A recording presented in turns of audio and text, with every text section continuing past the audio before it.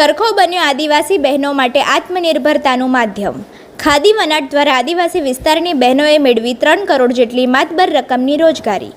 2007થી 2025ના વર્ષ સુધીમાં 100 જેટલી બહેનોએ અંબર ચરખા દ્વારા ખાદી વણાટ કરી બની આત્મનિર્ભર।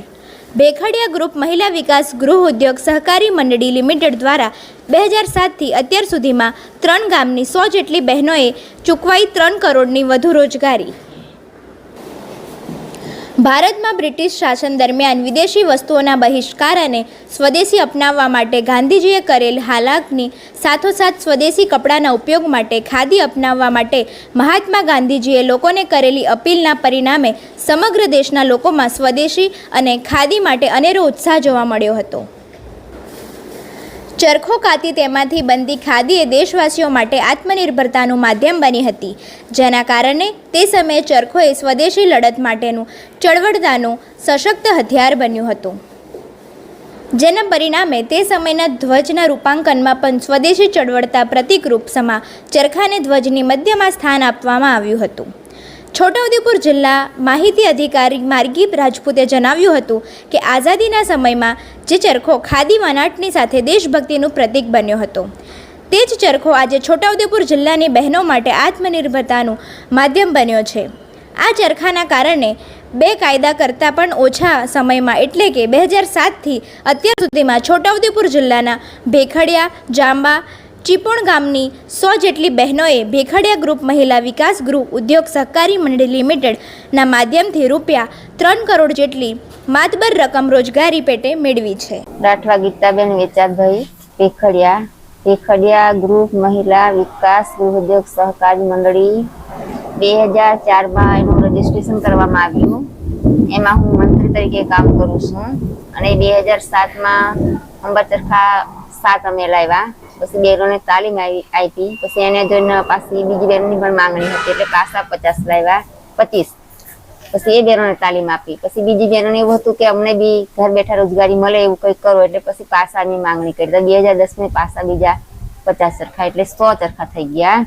તાલીમ આપીને પછી બહેનોને એવું કે અમને ઘરે તમે ચરખો આપી દો તો અમે ઘરનું કામ કરીએ અને ખેતીનું કામ કરીએ અને સમય બચે એ ટાઈમ મળે અમે સૂતર કાચીએ એટલે અમને રોજગારીમાં પણ થોડો વધારો થઈ જાય એમ। એટલે બહેનો પેલા ગજાનું કામ કરતા હતા પણ ઘરે ચરખા આપી દીધા એટલે બેન તમે 5 થી 7,000 8,000 નું કામ થઈ જાય। મારું નામ રાઠવા કૈલાસબેન રાજેશભાઈ। ઘર ખાવા બનાવવાનું, વાહિદ વાળવાનું બધું કામ કરીને નવરાઈએ તા ફેરવીએ અમે। મહિને 7-8 કોણ બને અમારે, તો 3 મહિના થાય ને તા માલ જાય એટલે 10-15,000 આવે પગાર। તઈથી નાખે ખાતામાં અમારે ખાતામાં, તે પૈસાને અમે લાવીને ઘરમાં કામ વાપરીએ બધું। બુટ્ટી લીધી ને મંગળસૂત્ર, સડા ને એવું બધું લઈએ વળે અમારે નાનું વસ્તુ 10-15,000 આવે તો થોડા વાપરીએ થોડાક મેકીએ રાખીએ। બેનને અહીંથી કાચું મટીરિયલ અમે આપીએ, એમાં પૂરું થઈ જાય, વારો લઈને આવે, 10 દિવસે વારો લઈને આવે, કોઈ બેન 20 દિવસે લઈને આવે। જેવું કાતે ને એનો માલ 7 કે 8 કિલો અમે પૂણી આપીએ કેવાય બેનને।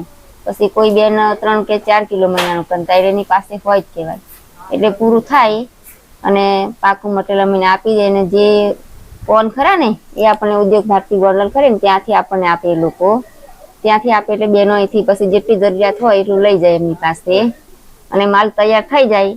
અહીંથી તૈયાર થાય એટલે અમે ઉદ્યોગ ભારતી ગોંડલને મોકલાવી દઈએ, એ લોકો લઈ લે અને જેવું બેનનું કામ હોય એવી રીતના એ બેનના ખાતામાં પૈસા આપી દે। મારું નામ છે રાઠવા ફુરીબેન વેચાતભાઈ, ગામ જાંબા, તાલુકો કમાટ।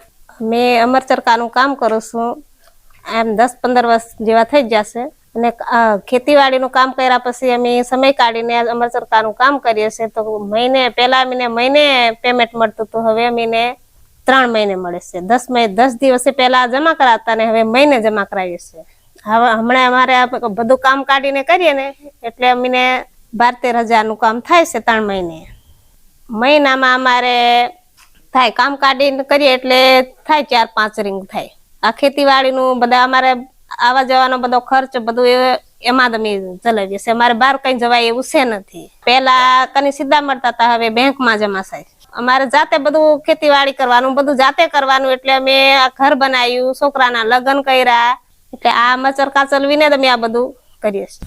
મારું નામ રાઠવા વિનાબેન રાજેશભાઈ, ગામ ભેખડિયા.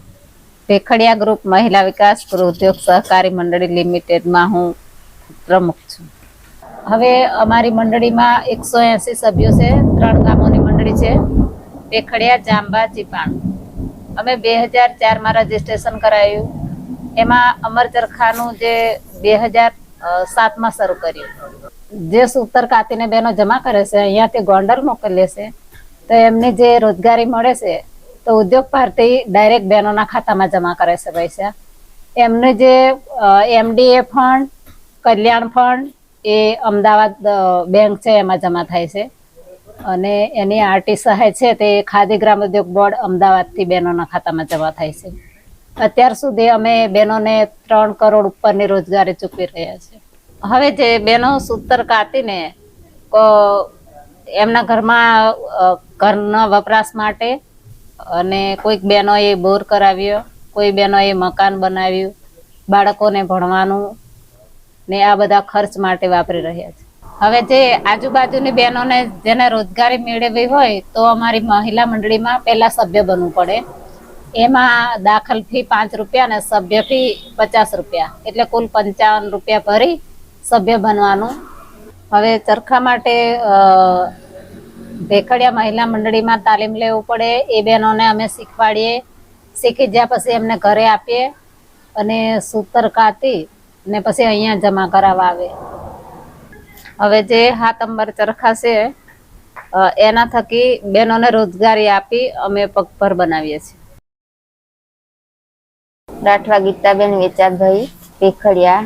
ભેખડિયા ગ્રુપ મહિલા વિકાસ ગૃહ ઉદ્યોગ સહકારી મંડળી 2004માં એનું રજીસ્ટ્રેશન કરવામાં આવ્યું.